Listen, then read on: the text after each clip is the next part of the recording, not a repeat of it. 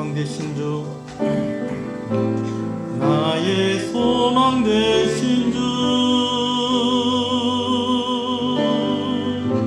주를 바라봅니다.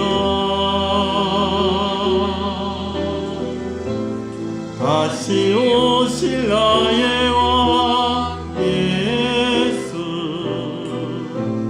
주를 기다립니다. 나의 소망 되신 주, 나의 소망 되신 주, 주를 바라봅니다. 다시 오실 나의 왕 예수, 주를 기다립니다. 밤이나 낮이나 어제나 오늘도 영원히 주만 찬양해.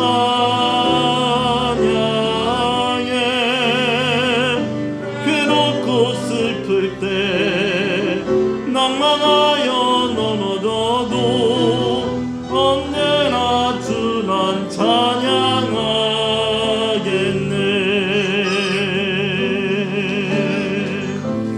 나의 소망 되신 주, 주를 바라봅니다. 다시 오실 나의 왕 예수, 주를 기다립니다.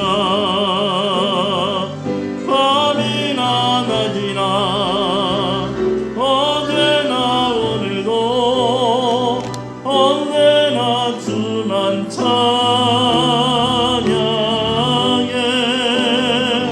외롭고 슬플 때 낭망하여 넘어져도 언제나 주만 찬양하겠네. 밤이나 낮이나 밤이나 낮이나 어제나 오늘도 영원히 주만 찬양해.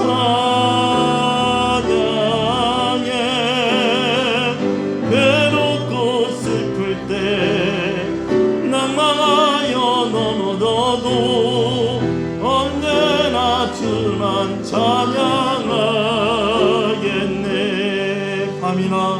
밤이나 낮이나 어제나 오늘도 영원히 주만 찬양해. 괴롭고 슬플 때 낭망하여 넘어져도 언제나 주만 찬양하겠네.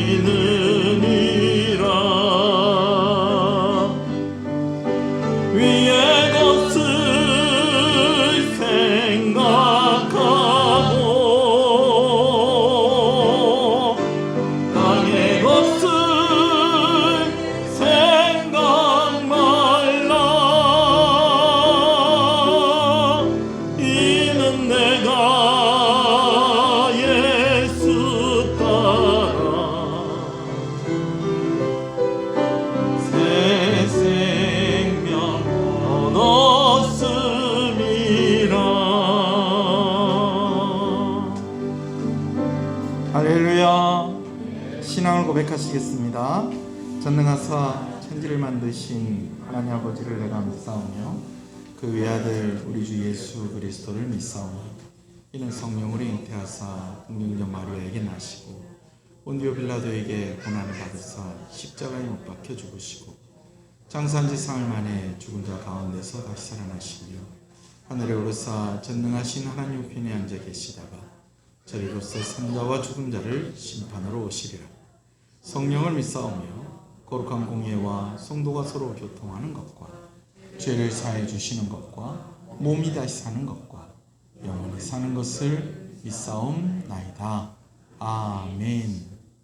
하나님 감사합니다. 3일 저녁 우리가 이렇게 함께 모이게 하시는 것을 감사합니다. 은혜를 사모하게 하시고 또 이 시간을 기억하게 하셔서 우리로 이렇게 모이게 하셨사오니 우리의 부족하고 연약하고 아버지는 우리의 죄 지은 것 다 용서해 주시고 이 시간 놀라운 은혜로 우리 가운데 허락하여 주시기를 간절히 소원합니다.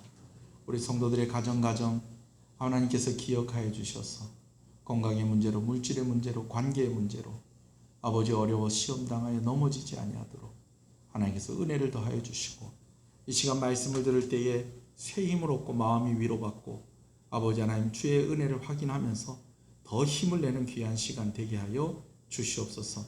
무더운 여름 지나가고 있습니다. 아버지께서 함께하여 주시고 아버지 우리 또 자녀들 시험기간 가운데 있는 아이들도 있는데 이러한 모든 크고 작은 우리의 기도의 제목과 우리의 마음의 소원들 하나님께서 들어 응답하여 주시옵소서. 예수님 이름으로 기도합니다.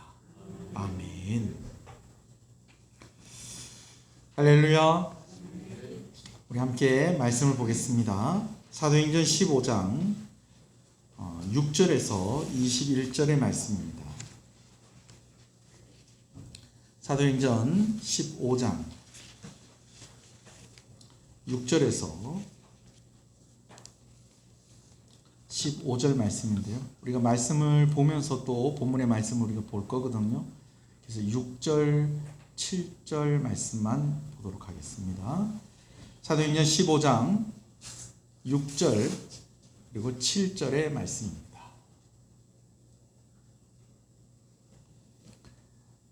사도행전 15장 6절에서 7절 말씀 봅니다. 함께 읽습니다. 사도와 장로들이 이 일을 의논하러 모여 많은 변론이 있은 후에 베드로가 일어나 말하되 형제들아 너희도 알거니와 하나님이 이방인들로 내 입에서 복음의 말씀을 들어 믿게 하시려고 오래전부터 너희 가운데에서 나를 택하시고 아멘. 수요일 이 시간에 저녁 식사하고 오기도 좀 어중간하시고 또 거리에 따라서 또 부지런하면 또 그렇게 하실 수도 있는데 시장하고 또 피곤하시기도 할 건데 또 예배당 나와서 예배 드리시는 여러분들 예수님 이름으로 축복합니다. 제가 월요일 날에 한 가정을 만났었어요. 이 가정이 제가 처음으로 22살 때 전도사 생활을 할 때에 청년부 남편은 회장이고 부인은 총무였습니다. 그때 부부가 아니었죠. 근데 나중에 총무하고 회장하고 결혼을 하는 거예요. 결혼을 할 때 제가 축가도 불러주고 또 저희 교회 또 개척하고 또 건축했다는 이야기 듣고도 또 저희 교회 또 여러 번 방문하고 1년에 한 번 정도는 꼭 만나는 가정 같아요. 전화 통화는 조금 더 많이 하고. 근데 제가 이 가정을 통해서 좀 되게 재밌는 이야기를 하나 들었어요. 큰아들이 이제 대학원 다니고 있고 신학대학원을 다니고 있고 작은아들은 우리 규섭이라고 같은 또래입니다. 그런데 이제 딸이 하나가 더 있어요. 딸이 하나가 더 있는데 올해 4살인 거예요. 4살. 네. 아유, 이 딸이 이쁘고 좋더라고요. 네. 뭐 우리도 막내딸이 있긴 합니다만 우리 막내딸도 이제 4살이 아니거든요. 근데 이 막내딸 이야기를 제가 너무 많이 좀 재밌었어요. 뭐가 재밌었냐면 어린이집을 다니는데 작년에 이렇게 어린이집을 다니는데 다 4살이고 혼자만 3살이었던 거예요. 그래가지고 이 딸의 소원이 뭐냐면 빨리 4살이 됐으면 좋겠다. 왜? 다 몇 살이고? 다 4살이고 자기만 혼자 3살이니까. 여러분 근데요 2020년이 되고 설날이 지나면서 드디어 얘가 몇 살이 된 거예요? 4살이 된 거예요. 그래가지고 엄마가 이제 너 4살이야 하겠더니 너무 신이 나가지고 어린이집에 가가지고 야 나도 4살이다 그러고 갔다는 거예요. 그랬더니 어린이집에서 뭐라고 그랬을까 애들이? 우린 5살이다 그렇게 된 거예요. 그래가지고 집에 와가지고 이제 다 5살이래 그러면서 애가 펑펑 울더라는 거예요. 아이고 참 아이들이 있는 게 이렇게 축복입니다. 할렐루야. 그래요. 우리 교회 오늘 우리 또 하은이하고 하준이하고 또 저기 하성이하고 이렇게 약속한 것처럼 또 하하하하 그런 아이들이 있습니다. 그죠? 이렇게 아이들이 모이고 또 갓난 아이들도 또 한 명은 여자, 한 명은 남자 그러면서 또 얼굴을 보고 하니까 너무 좋습니다. 감사하고 코로나에 생명의 소식이 있는 이 교회가 너무 좋습니다. 할렐루야. 자, 새벽에 사도행전 말씀을 나누는 것을 수요일 날에는 또 새벽에 나누었던 것을 이어서 그 본문을 가지고 말씀을 나누고 있습니다. 이제 조금 있으면 제가 주일날에 빠르면 이번 주부터 이제 사도행전 사도 바울의 3번째 전도 여행하는 그 부분을 나누기 위해서 또 이렇게 조금 앞부분에 사도행전의 내용을 좀 살펴보는 그런 의미도 있겠다고 할 수 있겠습니다. 사도행전의 내용은 사도행전 1장 8절에 예수님께서 지상 명령으로 주신 것이 있었어요. 오직 성령이 임하시면 너희가 권능을 받고 어디와 예루살렘과 또 온 유대와 또 사마리아와 땅 끝까지 이르러 무엇이 되리라? 내 증인이 되리라 라고 그렇게 사명을 주셨어요. 여러분 하나님께서 명령하실 때는 그 명령을 수행할 수 있는 능력도 주신다는 것을 믿으시는 여러분 되시길 소원합니다. 예수님께서 뭐라고 말씀하셨냐면 제일 먼저는 어디에? 예루살렘에, 그 다음은 온 유대에, 그 다음은 사마리아에, 그 다음은요 땅 끝까지 복음을 전해라고 말씀을 하셨어요.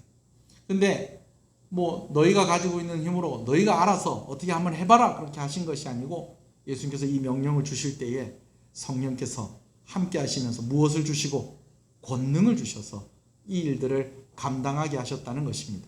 아멘이십니까? 그래서 사도행전의 내용이 예수님께서 명령을 주신 것 그대로 차곡차곡 이루어졌다라는 것을 우리가 보게 되어집니다. 제일 먼저 어디에 교회가 세워졌어요? 예루살렘의 교회가 세워졌습니다. 그리고 나서 핍박이 있고 예루살렘 교회가 세워지고 나서 한 2년쯤 되었을 때에 이제 성도들이 많이 늘어났죠. 그래서 누구를 세웁니까?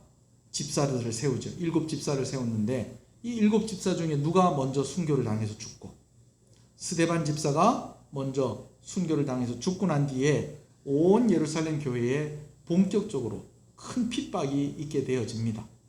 그러면서 예루살렘 교회에만 이렇게 모여 있었던 그 교회가 이제는 어디로 흩어지고 온 유대로 흩어지고 또 어디로 또 교회가 가고 사마리아로 또 확산이 되어지고 그 교회들이 이제 사도 바울이 준비가 되고 하면서 더더더 본격적으로 어디까지? 땅 끝까지. 여기서 말하는 땅 끝은 어디에 해당한다고 할 수 있겠어요? 누가 사는 곳? 유대인이 아니라 이방인들이 사는 곳으로 복음이 착착착착 전해지는 가운데에 여러분 하나님께서 준비하신 일꾼이 있다고 그랬어요. 이방인 선교를 위해서 준비한 일꾼이 있는데 바로 그가 처음 이름은 사울이었는데 나중에 이름이 뭘로 바뀝니까? 바울로 바뀌게 되죠. 그래서 사도 바울이 1차, 2차, 3차 전도여행을 하고 어떤 사람은 그걸 4차 전도여행이라고도 하고 또 감옥 안에 있는 그런 기간들 그 속에서 진짜 그때 당시로는 땅 끝이라고 여겨졌던 스페인까지 복음을 전하는 그런 내용이 어디에 기록이 되어 있다는 거예요? 사도행전에 기록이 되어 있는데 그럼 오늘 말씀은 어디쯤 왔느냐? 이제 안디옥 교회에서 사도 바울이 바나바와 함께 선교사로 파송을 받아요. 그래서 첫 번째 전도 여행지가 어디였냐면 갈라디아 지역입니다. 갈라디아 지역. 그래서 유대 땅과 가까운 그런 유럽으로 가는 그 길목에 있는 갈라디아 땅에 가서 전도를 하는데 거기서 한 몇 년 전도를 전도하느냐? 한 2년 정도를 전도를 하게 되어집니다. 그러니까 성령이 임하시고 난 뒤에 시간이 대략 어느 정도 지났느냐 한 12년에서 15년 정도가 지난 그 시점이라고 보시면 되겠습니다. 1차 전도여행을 마치고 나서 이제 안디옥 교회로 돌아온 것이 오늘 본문의 내용이고, 우리가 2년 전에는 주일 낮 예배 시간에 어디까지 살펴보았느냐, 2차 전도여행을 해서 마게도니아 그리고 아가야 지방, 이 마게도니아 아가야 지방은 지금으로 말하면 그리스 그 땅을 말하는 것입니다. 거기를 이렇게 돌아서 마지막 고린도에까지 전도를 했던 2차 전도여행까지 저와 여러분들이 같이 말씀을 나누었었어요. 자, 오늘은 어디다? 1차 전도여행 다 마치고 이제 다시 어디로 돌아왔을 때? 안디옥으로 돌아왔을 때입니다. 여러분, 오늘날에는요, 얼마나 이 SNS나 휴대폰이나 이런 연락을 하고 주고받을 수 있는 기능이 좋은지 얼마나 좋은지 모르겠어요. 여러분, 제가 놀랍게도요, 오늘 제가 군대 간 우리 청년 중에 한 명하고 톡을 했다는 거 아닙니까? 이제 기초군사훈련이 다 끝나서 자대 배치를 받으면서 이제 요즘은 이 정해진 시간 속에서는 휴대폰을 사용을 할 수가 있는 거예요. 군대 안에서도. 물론 사진을 찍어서 전송을 한다든지 이런 건 안 돼요. 근데 문자는 주고받을 수 있는 거예요. 청년부 새벽기도 올려놓는 그 단톡방에다가 이놈이 아멘이라고 해놨더라고요. 그래서 너무 반가워서, 그래 윤호야, 잘 지내고 있냐? 목사님이 맨날 기도하고 있다. 동생 윤희도 교회를 잘 나오고 있다. 이러면서 서로 이렇게 문자를 꽤 많이 주고받았어요. 그러나 사도 바울이 지금 1차 전도여행을 마치고 온 이때는 그런 시절이 아니었다는 거예요. 뉴스도 없고 방송도 없고 TV도 없고 신문도 없고. 그러니까 어떤 면에서 보면 2년 동안에 이 사도 바울과 바나바가 중간중간 안디옥 교회로 가는 사람에게 소식을 이렇게 전하는 그런 수는 있었겠지만, 세세하게 갈라디아 지역을 전도하면서 이런 일이 있었고 이런 핍박과 이런 어려움이 있었는데 또 하나님께서 이런 은혜를 주셨어요. 이런 이야기를 함께 나눌 수가 없는 그런 상황이었다는 겁니다. 그러다가 거의 한 2년 만에 이제 선교사가 파송받은 교회로 돌아온 거예요. 얼마나 기쁘고 또 얼마나 하고 싶은 이야기들이 많겠어요. 그죠? 가가지고 구부로부터 시작을 해가지고 선교 사역을 하는데 기둥에 매달려서 채찍을 맞기도 하고 강도를 만나기도 하고, 사도 바울이요, 심지어는요, 어떤 일도 있었냐면요, 사람들한테 돌을 맞아가지고 사람들이 이 사도 바울이 죽었는 줄 알고 성 바깥으로 내버렸어요. 버렸는데 그 다음날 아침에 멀쩡하게 다시 일어나서 그 성에 들어가서 성도들 만난 그런 일들도 있고, 핍박도 많이 받고 어려움도 있었고 힘든 그런 일들도 있는데, 또 가는 곳마다 교회가 세워지고, 또 사도 바울이 돌아오는 길에는 그 교회들마다 다 일꾼들을, 지금으로 말하면 장로님들, 집사님들을 다 세우고, 그러고 나서 어디로 돌아왔다는 거예요? 안디옥 교회로 돌아온 거예요. 얼마나 말할 것이 많고 얼마나 은혜를 나눌 것들이 얼마나 많겠습니까? 근데 안디옥 교회에 딱 왔는데, 안디옥 교회가 분위기가 좀 이상한 거예요. 오늘도 우리가 이렇게 함께 모여서, 제가 아까 그 얘기를 했잖아요. 애가 몇 살 되는 게 소원이었는데 4살 되는 게 소원이어가지고 그러고 있다 드디어 설날이 지나서, 드디어 나도 4살이다 그래가지고 어린이집 가가지고, 얘들아 나도 4살 됐다, 언니야 오빠 얘들아 나도 4살이다. 근데 언니야 오빠들이 다 뭐라고 그랬다고요? 우린 5살 됐다. 그러니까 집에 가서 엄마 나 5살 됐다, 난 빨리 5살 되고 싶다. 여러분, 영원히 같이 할 수 없습니다. 근데 우리 이런 얘기 들으니까 같이 웃잖아요. 그죠? 같이 웃고 그러는데, 선교 갔다 와서 보고를 하려고 그러는데 이 안디옥 교회 분위기가 뭐가 좀 이상한 거예요. 왜 이랬나? 왜 교회가 왜 이래졌지? 아니, 우리가 처음에 갈 때에는 정말 예언하는 사람들이 기도하고 그렇게 해가지고 바울과 바나바를 선교사로 보내야 되겠습니다. 이렇게 하고 뜨겁게 기도하고 우리를 보냈고, 또 계속해서 우리를 위해서 기도했을 거고, 교회가 점점 우리가 없는 동안에도 더 자라가고 더 분위기가 더 좋고 이렇게 해야 될 건데, 와서 보니까 그게 아니더라는 거예요. 왜 그런가? 예루살렘에서 이 바나바와 바울이 없는 동안에 예루살렘에 이 바리새파 사람들이 왔다는 거예요. 여러분, 바리새인이 아니고 뭐라고요? 바리새파라는 거예요. 여러분, 이 말은 뭘 말하는 거냐면 이 사람들이 예수님을 믿는다는 거예요. 그런데 뭔가 좀 독특하게 믿는다는 거예요. 그래서 이 사람들을 뭐라고 그런다? 바리새파. 그럼 이 사람들을 바리새파라고 부를 때는 이 사람들의 특징이 어떤 특징이 있을까요? 옛날에 바리새인들하고 좀 비슷한 특징을 가지고 있다는 거예요. 그리고 그럴 수도 있어요. 이 사람들이 어디 출신이다. 원래 어디에 속한 사람이었다. 바리새인에 속한 사람들이었다라는 거죠. 근데 이런 사람들이 예수 믿게 된 거예요. 예수님을 믿게 됐는데 할렐루야죠. 잘된 일이죠. 근데 이 사람들이 안디옥 교회 소식을 듣고 안디옥 교회에 이렇게 온 거예요. 근데 그때 마침 이들이 올 그때쯤에 바울과 바나바는 뭐 하러 가고? 선교하러 간 거예요. 선교하러 간 사이에 이 바리새파 사람들이 와서 보니까 이게 안 되겠어요. 뭐가 안 되겠느냐? 자기네들 생각에는 어떤 생각을 가지고 있었느냐 하면 예수님을 믿고 구원받으려면 먼저 유대인이 돼야 된다는 거예요. 왜? 하나님께서 아브라함을 부르셔서 아브라함의 후손들을 하나님의 나라 백성을 삼으셨다는 거예요. 그런 것 같으면 예수 믿고 구원받으려면 먼저 아브라함의 자손들이 다 그랬던 것처럼 무엇을 받아야 된다? 할례도 받고, 또 유대인들이 다 그랬던 것처럼 모세가 기록한 무엇을 지키면서? 율법을 지키면서 살아야지, 그래야지 구원받는다라고 그 사람들이 이렇게 믿고 있었던 거예요. 그래서 이 사람들을 뭐라고 그런다고요? 바리새파. 그래, 이 바리새파 사람들이 와가지고 가만히 보니까 안디옥 사람들이 보니까 다 뭐 이방인들이잖아요. 그죠? 그러니까 유대인들은 어렸을 때부터 태어나자 며칠 안 돼가지고 할례 받고 이렇게 하는데 이방인들이니까 할례 받았겠어요? 안 받았겠어요? 안 받았지. 모세의 율법 알아요? 몰라요? 모르지. 그런데 누구는 알아요? 예수님을 아는 거예요. 근데 오늘 우리가 예수님 한 분만으로 충분하다는 얘기를 제가 요즘 골로새서 말씀 나누면서 수없이 얘기를 하고 있습니다. 아멘이십니까? 예수님 한 분으로 충분합니다. 다른 거 필요 없습니다. 예수님 한 분으로 충분합니다. 단 우리가 좀 구별된 삶을 살아야 되는 것은 우리가 구원받기 위해서 말씀대로 사는 것이 아니라 우리가 먼저 뭐 받았기 때문에 구원을 받은 사람이기 때문에 좀 구별된 삶을 살아야 되는 거지, 그렇게 살아야지 구원받는 게 아니라는 거예요. 우리가 구원받는 모든 조건은 누가 이루셨다는 거예요? 예수님이 이루셨다는 건데 이 바리새파 사람들은 아직까지 거기에 대해서 지식도 그리고 그들이 인정하는 그 믿음도 오지 못했다는 거예요. 그러니까 늘 자기네들이 살았던 방식이 있으니까 예수 믿고 나서도 여전히 어떻게 해야 된다? 그렇게 살아야 되는 것이고, 또 그렇게 살지 않는 사람도 예수를 믿는다고 하면 어떻게 해야 된다? 우리랑 똑같이 살아야 된다.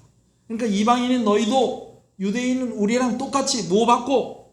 할례 받고 뭐 지키면서 살고 율법 지키면서 살아야 된다. 그러면서 이 안디옥 교회에서 열심히 가르친 거예요. 그러니까 이 착한 안디옥 교회 사람들은 그게 잘못된 건지 바로 가르치는 건지도 모르고 그걸 그냥 이대로 쭉 배워놓으니까 이제 사도 바울하고 바나바가 와서 무슨 보고를 했겠어요? 선교 보고를 하는데 우리가 핍박을 많이 받았어요. 특히 우리를 핍박한 사람들이 있었는데 그 사람들이 뭐냐면 이 유대인들이 우리를 핍박을 많이 했어요. 왜냐하면 우리가 하나님을 잘못 믿고 있다고 그렇게 가르치는 거예요. 이 사람들이 선동을 하는 거예요. 우리는 예수님 십자가로 구원받는다는 그 복음을 전하는데 이 사람들은 율법을 지켜야 되고 할례 받아야지 구원받는다고 믿었기 때문에 우리를 반대하고 우리를 핍박하고 이분들 때문에 우리가 너무 힘들었습니다. 여러분, 이런 이야기를 할 때에 예루살렘에서 온 바리새파 사람들한테 공부를 한 사람들이 어떤 생각이 들겠어요? 그게 맞는 거 아닌가? 사도 바울이 잘못했구만. 여러분, 이런 생각을 가질 수도 있겠다 없겠다? 그러니까 선교 보고를 하는데도 오늘 본문 말씀에 보면 뭐 선교사님들을 막 바울과 바나바를 막 열렬히 환영했다, 그들의 소식을 듣고 기뻤다, 이런 기록이 있습니까 없습니까? 없는 거예요. 없는 거예요. 싱숭생숭한 거예요. 와가지고 은혜 받은 거 이야기하고 성령께서 이런 역사가 있었습니다. 성령 하나님의 이런 역사가 있었습니다. 정말 이런 사람들도 변화되어지고 정말 그 도시가 우상 숭배하는 도시였는데 하나님을 섬기는 도시가 되었고 하나님께서 얼마나 우리에게 큰 은혜를 주셨는지 사람들이 우리가 자기네들이 섬기는 신이라고 착각할 정도로 그런 일들도 있었고, 아이고 내가 돌에 맞아 너무 심하게 맞았는데 사람들이 내가 죽었는지라고 성 밖에 버렸는데 하나님께서 그 다음날에 나를 벌떡 일으키셔가지고 다시 들어가서 교인들을 만나게 하시고 그들을 격려하게 하시고, 그리고 내가 돌아왔습니다. 이런 이야기를 하는데 아무 반응이 없는 거예요. 사도 바울이 그거 잘못된 겁니다. 잘못된 가르침입니다. 바리새파 사람들이 가르친 거 잘못된 겁니다. 오직 우리가 구원받는 데는 예수 그리스도의 보혈의 능력, 할렐루야, 부활의 첫 열매 되시는 그분을 믿는 것으로 우리는 충분합니다 라고 이야기를 하는데 이미 머릿속에 다른 게 들어간 거예요. 다른 게 들어가 놓으니까 사도 바울이 그렇게 얘기를 해도 설득이 돼요, 안 돼요? 안 되는 거예요. 그래가지고 할 수 없이 논쟁을 하다가 설득이 안 되니까 이제 안디옥 교회에서 결정을 하기를, 그러면 사도 바울 맞는 얘기도 맞는 것 같고 바리새파 사람도 맞는 것 같다. 우리가 여기서 우리가 구별을 못하겠다. 그러니까 교회의 지도자들한테 물어보자. 예루살렘에 있는 사도들과 장로들한테 물어봐서 그분들이 대답을 해주는 대로 우리가 믿자. 여러분 이렇게 결정이 된 거예요. 그래서 바울과 바나바가 예루살렘에 가서 사도들에게, 장로들에게, 교회 지도자들에게 이런 일이 있는데 여기에 대해서 교회가 정확하게 대답을 해 주십시오. 그렇게 얘기를 하니까 두 사람이 이제 서로 이제 여러 의견을 나눕니다. 이제 장로들과 그 제자들도, 예수님의 제자들도, 사도들도 함께 막 서로 이야기를 나누는 거예요. 여러분 우리가 추측을 해볼 수가 있어요. 어떤 사람은 예수님의 십자가 보혈의 은혜 그걸로 충분하다라고 얘기하는 사람도 있을 것이고, 또 어떤 사람은 또 이렇게 이야기하는 사람도 있을 거예요. 유대인은 할례도 받고 율법도 지키고 예수님도 믿고, 이방인은 나중에 유대인같이 바리새파 사람이 얘기하는 것처럼 이방인들도 할례 받고 율법 지키고 예수님 믿고, 또 어떤 사람은 유대인은 뭐 그렇게 하고 이방인들은 또 이방인들이니까 이방인들은 그냥 예수님만 믿고 구원받는 걸로 합시다. 이런 이야기들이 막 오고 가고 할 거 아니에요. 근데 정리를 해야 되는 거예요. 그 정리를 하기 위해서 누가 이야기를 하는, 첫 번째 베드로가 이야기를 하고 두 번째는 야고보가 이야기를 합니다. 여러분 베드로는 고넬료 사건을 통해서 하나님께서 이방인들에게도 어떻게 구원을 베푸신다는 것을 경험을 한 사람이에요. 그러니까 베드로는 교회의 큰 권위를 가진 사람으로서 이제 예수 그리스도의 보혈의 그 은혜만으로 충분하다라는 그 입장을 충분히 이야기해 줄 수 있는 그런 사람이었어요. 근데 또 한 사람은 누구냐면 야고보예요. 야고보. 여러분 이 야고보가 두 사람이 있습니다. 여러 사람이 있는데 이스라엘 가면 야고보가 그리 많답니다. 근데 야고보가 여러 사람이 있는데 특히 신약 성경에 나오는 대표적인 야고보가 두 사람인데, 한 사람은 예수님의 제자 야고보. 근데 이 사람은 벌써 순교를 당했어요. 그리고 또 한 사람이 야고보가 있는데 그 야고보가 누구냐면 예수님의 형제 야고보입니다. 자, 예수님에게 형제가 있습니까? 예수님 동생이 있습니까? 설명 잘 들으세요. 동정녀 마리아에게 성령으로 잉태하신 분이 누구시죠? 예수님이에요. 예수님이 태어나고 난 뒤에 마리아가 결혼한 사람이 있어요, 없어요? 있습니다. 누굽니까? 요셉이죠. 그럼 요셉하고 마리아하고 결혼을 했으니까 마리아하고 요셉 사이에 태어난 아이들도 있겠어요, 없겠어요? 있어요. 그 형제들이 있어요. 그러니까 육신으로 보면 그 형제들이 예수님의 뭐예요? 동생이죠. 그 중에 한 사람이 누구였다는 거예요? 야고보예요. 야고보. 물론 예수님과 야고보가 육신으로 한 형제지 뭐 야고보도 예수님하고 똑같은 그런 존재는 아니잖아요. 그죠? 그런데도 이 초대교회 예루살렘 교회 사람들이 볼 때에 이 사람이 누구랑 같은 뱃속에 있었다. 물론 예수님 먼저 나오고 이제 다음에 이제 생겼겠지만은 예수님하고 한 집에 살았고 예수님 형님이라 불렀고 예수님도 동생이라 했고 예수님하고 엄마도 같고 이래 되놓으니까 교회에서도 좀 특별하게 받겠어요, 안 받겠어요? 본데다가 이 사람이 아주 그냥 리더십이 있고 정말 믿음이 좋았었던 거예요. 그래서 나중에 기록을 한 성경이 뭐냐면 야고보서를 기록을 하게 됩니다. 근데 여러분 아세요? 야고보서에서 제일 핵심되는 내용이 뭐예요? 행함이 없는 믿음은 죽은 믿음이다. 행함이 없는 믿음은 죽음이다. 죽은 믿음이다. 죽은 믿음이다. 여러분, 그런 측면에서 볼 때 야고보는 베드로가 이제 사도 바울의 편에서 이야기해 줄 수 있는 사람이라고 하는데, 야고보는 누구 편에서 이야기해 주기 딱 좋은 사람 같아요? 바리새파나 유대인들의 편에서 이야기해 주기 딱 좋은 사람 같아요. 그런데 여러분, 놀라운 것은요, 야고보도 베드로와 똑같은 이야기를 했다는 것입니다. 왜 그렇습니까? 그게 복음이에요. 이게 복음이에요. 우리가 그렇게 구원받기 때문에 그래요. 유대인들은 이렇게 구원받고, 이방인들은 이렇게 구원받고, 옛날 사람은 이렇게 구원받고, 뭐 요즘 사람은 이렇게 구원받고, 그게 아니고요. 다른 길은 없다.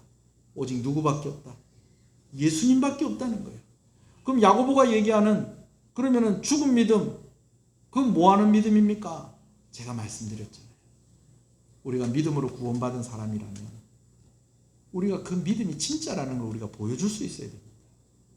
뭘 어떻게 해서 구원받는 게 아니고, 우리가 구원받았기 때문에 정말 사람들이 우리의 믿음을 의심하지 않도록 우리가 그렇게 신실한 삶을 살아야 됩니다. 그래야지 그걸 살아있는 믿음이라고, 죽은 믿음이 아니라고 할 수 있지 않겠습니까? 여러분, 그 이야기를 야고보서에 뭐라고 기록한 거라고요? 행함이 없는 믿음은 죽은 믿음. 여러분, 무슨 얘기인지 아시겠어요? 우리 교회 성도들이 이런 걸로 헷갈리시면 안 됩니다. 아멘이십니까? 서로 표현이 다를 뿐이고 강조가 다를 뿐이지 구원의 원리는 똑같다는 겁니다. 누구를 통해서? 예수님 통해서. 그래서 뭐라고 얘기하는지 먼저 베드로의 이야기를 한번 읽어보겠습니다. 7절부터 11절 말씀입니다. 자, 7절부터 11절입니다. 시작. 많은 변론이 있은 후에 베드로가 일어나 말하되, 형제들아, 너희도 알거니와 하나님이 이방인들로 내 입 앞에서 복음의 말씀을 들어 믿게 하시려고 오래전부터 너희 가운데서 나를 택하시고, 또 마음을 아시는 하나님이 우리에게와 같이 그들에게도 성령을 주어 증언하시고, 믿음으로 그들의 마음을 깨끗하게 하사 그들이나 우리나 차별하지 아니하였느니라. 자, 이방인들이 구원받는 거나 유대인들 구원받는 거나 같다 다르다? 같다는 거예요. 그럼 어떻게 같으냐? 10절 11절입니다. 시작. 그런데 지금 너희가 어찌하여 하나님을 시험하여 우리 조상과 우리도 능히 매지 못하던 멍에를 제자들의 목에 두려 하느냐? 그러나 우리는 그들이 우리와 동일하게 주 예수의 은혜로 구원받는 줄을 믿노라. 할렐루야. 주 예수를 믿는 믿음으로 구원받는 줄을 우리도 믿노라. 누구 얘기예요? 베드로 이야기예요. 자, 야고보는 어떻게 얘기했는가? 13절부터 읽습니다. 시작. 말을 마침에 야고보가 대답하여 이르되, 형제들아, 내 말을 들으라. 하나님이 처음으로 이방인 중에서 자기 이름을 위할 백성을 취하시려고 그들을 돌보신 것을 시므온이 말하였으니 선지자의 말씀이 이와 일치하도다. 기록된 바 이후에 내가 돌아와서 다윗의 무너진 장막을 다시 지으며 또 허물어진 것을 다시 지어 일으키리니, 이는 그 남은 사람들과 내 이름으로 일컬음을 받는 모든 이방인들로 주를 찾게 하려 함이라 하였으니, 즉 예로부터 이것을 알게 하시는 주의 말씀이라 함과 같으니라. 자, 19절입니다. 그러므로 내 의견에는 이방인 중에서 하나님께로 돌아오는 자들을 괴롭게 하지 말고, 다만 우상의 더러운 것과 음행과 목매어 죽인 것과 피를 멀리하라고 편지하는 것이 옳으니. 여러분, 이 말이 무슨 말이에요? 내 의견도 베드로 의견하고 같습니다. 우리가 율법 지켜서 구원받는 거 아닙니다. 예수님 믿고 구원받는 겁니다. 그러나 우리가 조금 그분들, 그 이방인들에게 좀 권면은 좀 했으면 좋겠습니다. 뭘 권면하느냐? 우상에 더러운 것, 또 음행하는 것, 목매어 죽인 것, 또 좀 피를 좀 멀리하는, 좀 이런 것들은 좀 주의해 달라고. 이것이 구원과는 상관없는 일이지만 그래도 구원받은 사람이라면, 예수 믿는 사람이라면 좀 이런 좀 구별된 삶을 좀 살아달라고 이야기하는 것이 좋겠습니다. 라고 그렇게 야고보가 마무리를 했다는 것이죠. 할렐루야. 여러분, 우리가 초대교회로 돌아가야 된다는 이야기를 많이 하기도 하고 듣기도 합니다. 저는 옛날에 어렸을 때 초대교회로 돌아가야 된다고 그래가지고 그 교회가 어디 있는 교회인가 했는데 초대교회가 무슨 교회를 말하는 거예요? 처음 세워진 교회. 그 교회를 말하는 거죠. 그러나 사실 엄연히 말하면 이 말은 무슨 말이냐면, 그럼 뭐 우리가 처음 세워진 교회들처럼 뭐 핍박이 있으니까 굴에 들어가서 예배 드렸으니까 우리가 막 굴 속에 들어가서 예배 드리라, 여러분 이런 말이 아니잖아요. 그죠? 처음 교회가 세워졌을 때의 그 마음, 그 초심, 교회가 가져야 돼. 우리가 놓치고 있는 것들 회복하자라는 의미에서 우리가 어디로 돌아가야 된다? 초대교회로 돌아가야 된다라는 그런 말을 한다는 거예요. 근데 여러분, 초대교회도 완전하진 않았다는 거예요. 완전하진 않았다는 거예요.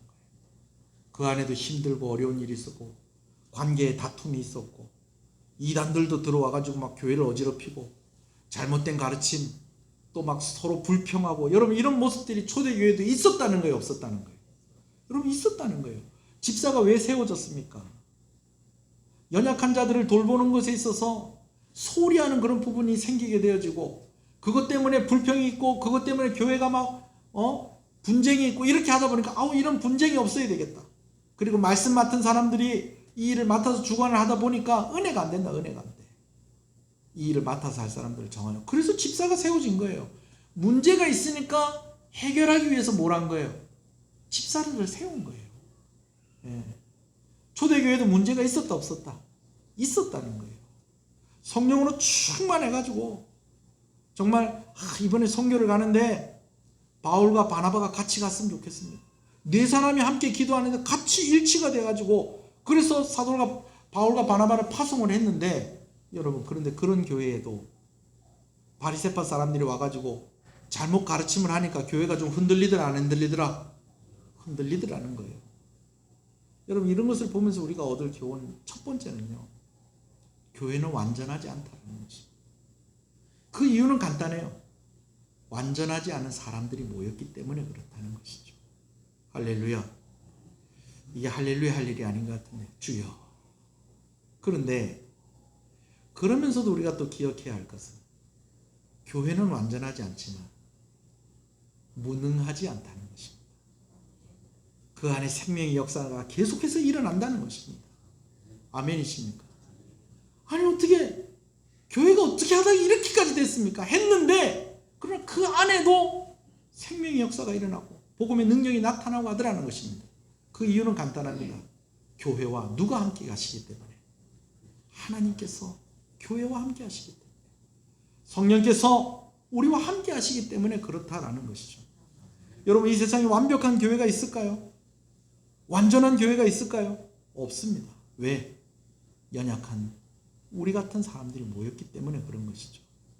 그러나 교회는 절대로 무능하지 않습니다. 교회가 필요 없다고 이야기하시면 안 됩니다. 왜 그러냐면 하나님께서 교회를 통하여서 하나님의 일들을 오늘도 이루어가고 계신다는 것입니다. 우리 교회 참 좋은 교회입니다. 아멘이십니까?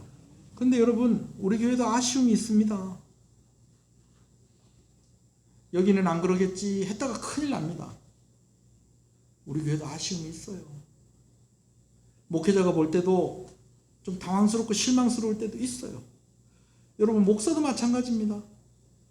제가 이런 얘기 잘 안 하려고 합니다. 이제는 목사에게 실망할 각오를 하고 교회 다니셔야 돼요.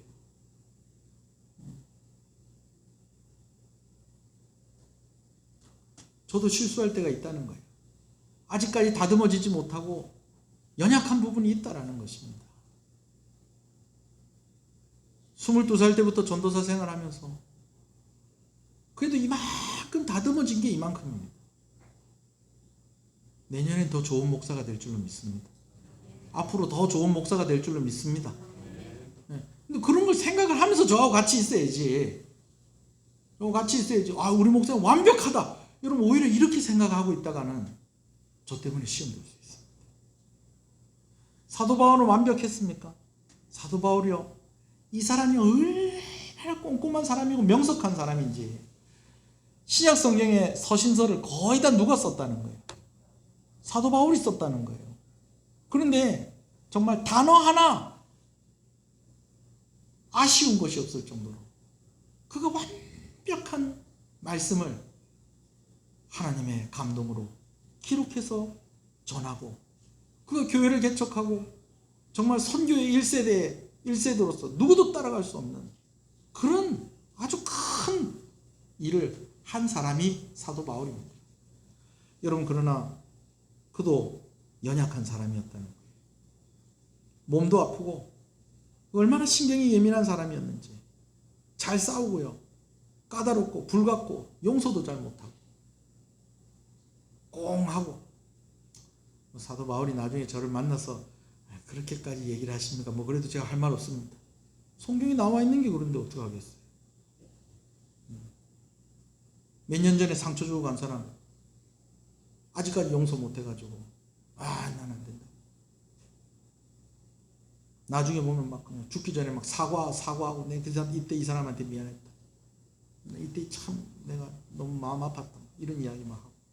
사도 바울도 그랬다는 거예요. 그런데 그런 중에도 놀라운 것은 이렇게 연약한 사람들이 모였는데도 하나님은 이 속에서도 놀라운 역사를 이끌어내신다는 것입니다. 할렐루야. 지금은 종령이 됐어요. 냉장고를 부탁해라는 프로그램이 있었어요. 이 냉장고를 부탁해라는 프로그램이 뭐냐면 뭐 어떤 유명한 연예인들이나 뭐 이런 사람 집에 가가지고 그냥 냉장고 주 떼오는 거예요. 떼가지고 와서 방송국에 딱 갖다 놓고 유명한 요리사들 앉혀놓고 자 이제부터 이 냉장고 속에 있는 거 가지고 한번 요리를 한번 해보세요. 근데 냉장고 열어보니까 막 그 안에 막 3년 된 것도 있고 막 5년 된 것도 있고 못 먹는 게 반이서 막 버리고 막 그래가지고 와 이거 이 안에 이걸 가지고 뭘 음식을 하겠노 싶은데 요리사들이 요리를 해내는 거예요.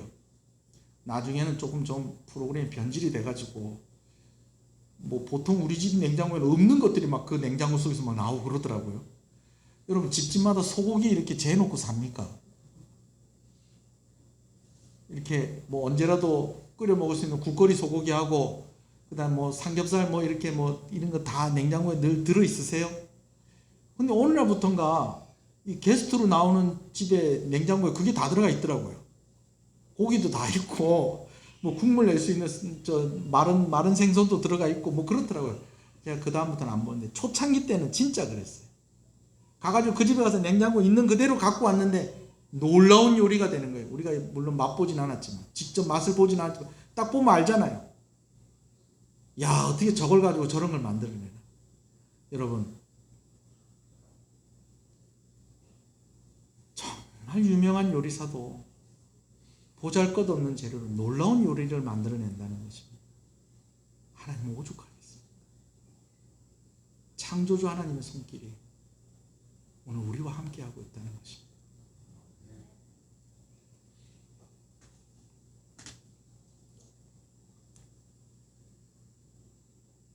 저는 여름이 참 좋아요.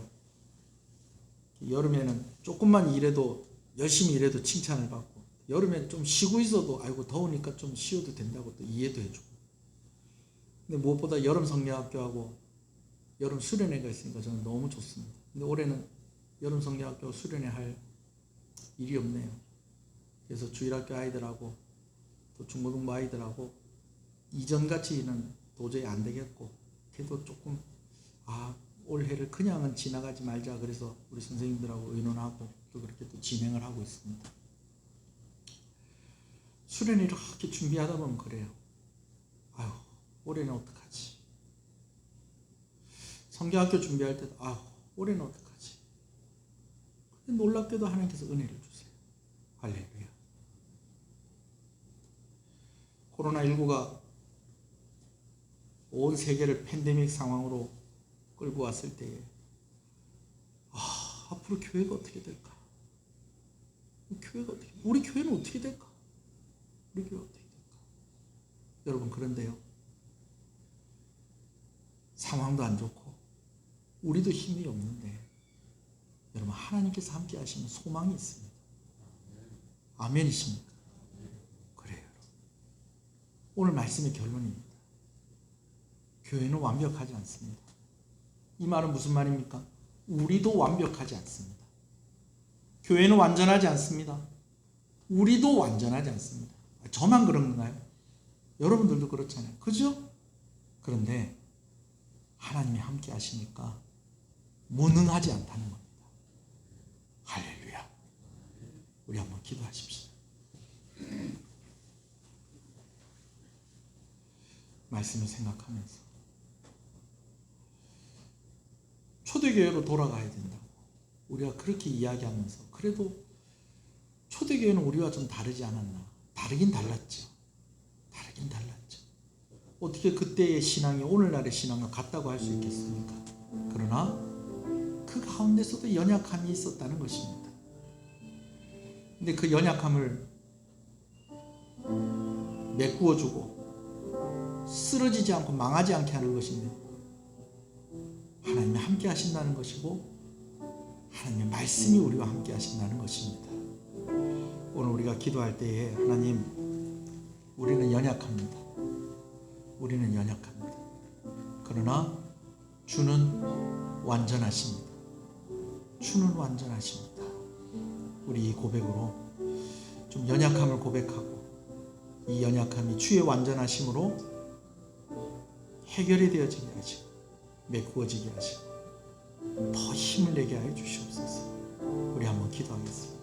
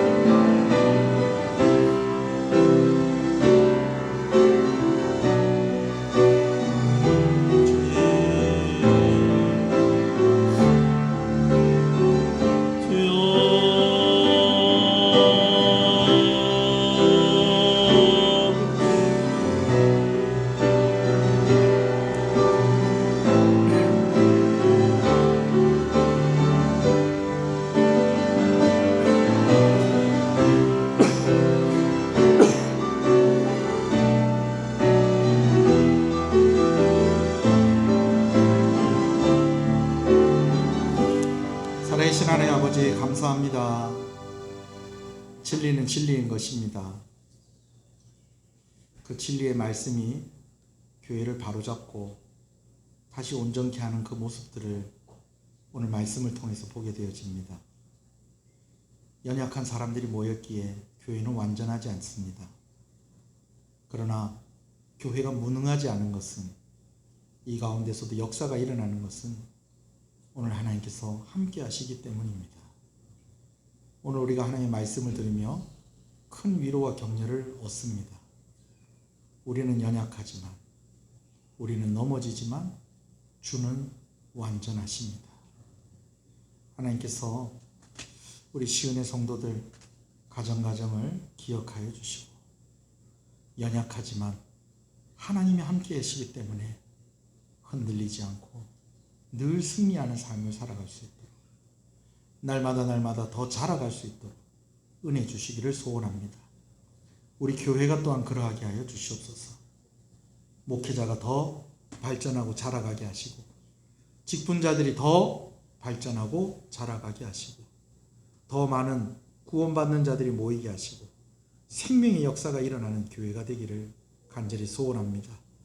그 계획을 하나님이 가지고 계시고, 이제 성령이 임하시면 그렇게 하라고 명령하신 대로 하나님께서 이루신 것처럼 우리 교회 또한 그렇게 이루어 가실 줄로 믿습니다.